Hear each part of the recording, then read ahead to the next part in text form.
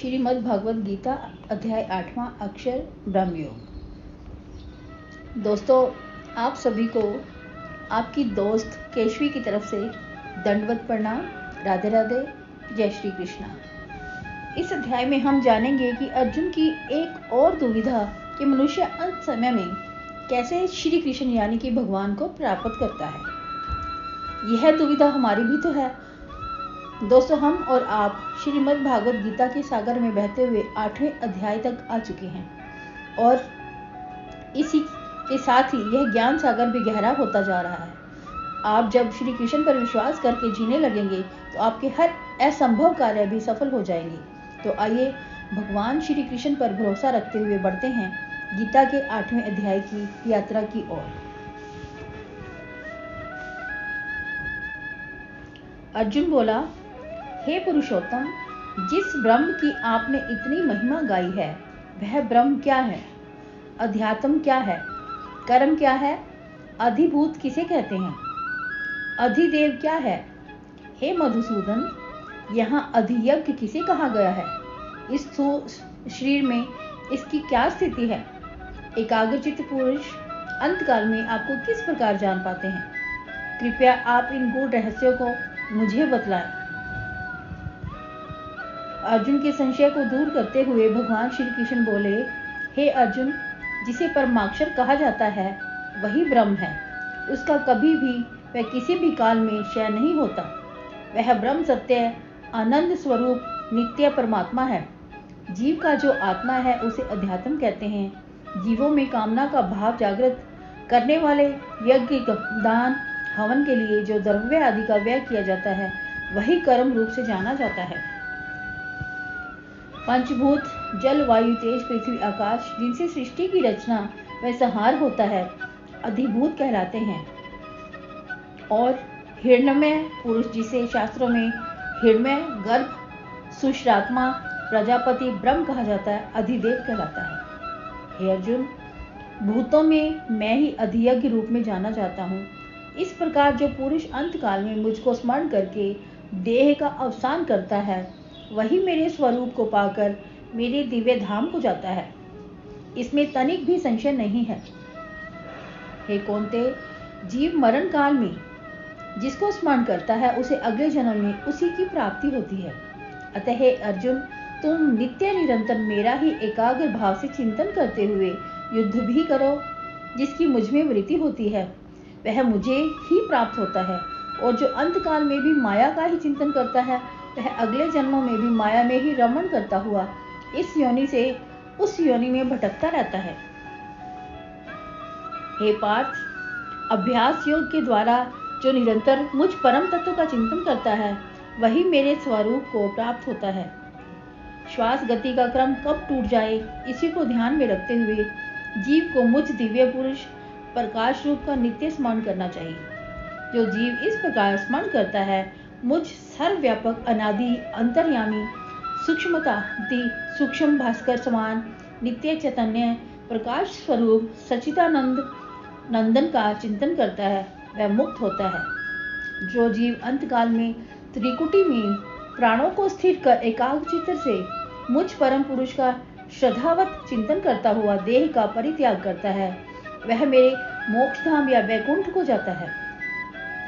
हे अर्जुन, वेद विज्ञ जिस परम पुरुष तत्व को परम रूप से संबोधित करते हैं तथा निष्काम कर्मयोगी जिसमें समाहित होते हैं और ब्रह्मचर्य का पालन करते हुए जो जीव जिस परम पद को प्राप्त होते हैं वह तुम्हें बतलाता हूँ। हे अर्जुन, इंद्रियों को उनके विषयों से विमुख कर चित्त को हृदय में एकाग्र कर निज प्ररवों को मस्तक में स्थिर कर योग साधना द्वारा प्रणवाक्षर को ध्वनित करता हुआ मेरे स्वरूप का स्मरण करता हुआ जो देह का परित्याग करता है वह सांसारिकता से मुक्त हो जाता है। हे अर्जुन, जो योग पुरुष नित्य निरंतर मेरा ही स्मरण या चिंतन करता है उसके लिए मैं सदैव सर्वत्र उपस्थित रहता हूँ। अर्थात ऐसे पुरुष को मेरी प्राप्ति सहज ही हो जाती है। ऐसा पुरुष पुनः देह धारण नहीं करता। हे पार्थ, ब्रह्मलोक से मृत्युलोक व अन्य लोकों में जीवों का पुनरागमन होता रहता है, लेकिन जो मेरा भक्त मेरे परम धाम को चला जाता है उसका जन्म नहीं होता, वह मुक्त हो जाता है।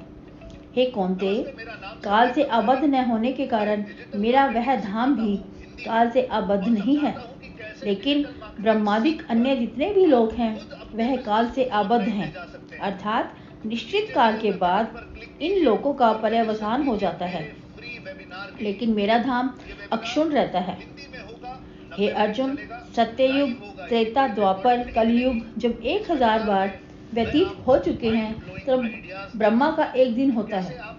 इसी प्रकार की ब्रह्मा की रात्रि होती है।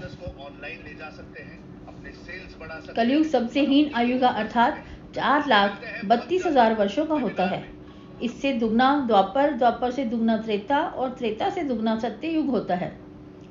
जो पुरुष इस प्रकार काल का ज्ञान जानने वाला होता है वह प्रपंचों से नहीं पड़ता, क्योंकि वह जानता है कि जो कुछ प्रत्यक्ष भास रहा है वह ब्रह्म के सूक्ष्म रूप से उत्पन्न होता है और एक दिन अर्थात ब्रह्मा के रात्रि काल में जाने वाला है तथा ब्रह्मा का जब दिन होगा तब पुनः उत्पन्न हो जाने वाला है।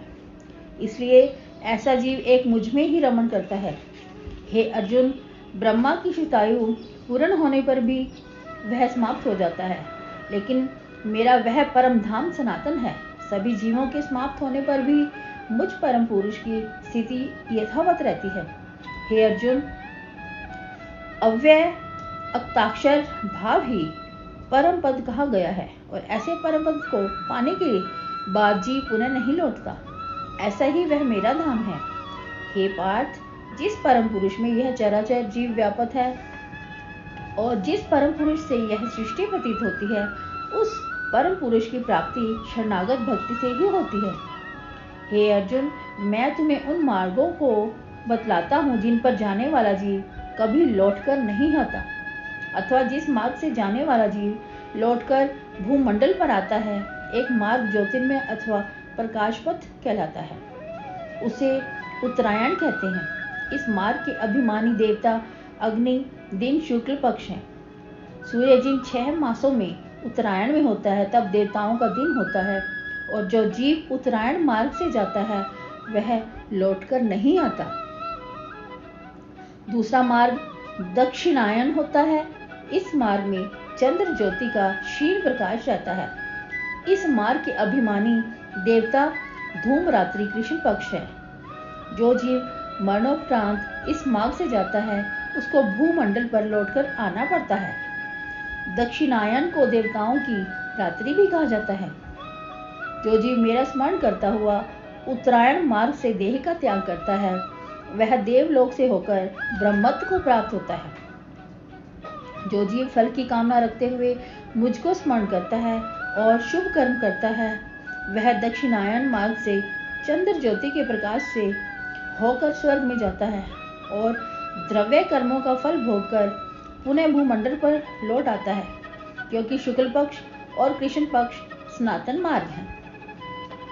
श्री कृष्ण बोले, हे पार्थ, जो योगनिष्ठ इन मार्गों को तत्वतः जानता है वह निष्काम भाव से भक्ति करता है। वह प्रपंचों व काम भाव से सर्वथा दूर रहता है। इसलिए हे अर्जुन, तुम निरंतर समभाव रखते हुए मेरा स्मरण करो, क्योंकि जो पुरुष मुझे तत्वतः जान लेता है वह वेद पाठन, यज्ञ, तप, दान आदि से प्राप्त पुण्य फलों की कभी कामना नहीं करता और मेरे सनातन मोक्ष पथ को पाता है। तो दोस्तों, यह था गीता का 8वां अध्याय। अब आपसे गीता के 9वें अध्याय में फिर मुलाकात होगी। तब तक आप अपनी दोस्त केशवी को आज्ञा दीजिए। राधे राधे, हरे कृष्णा।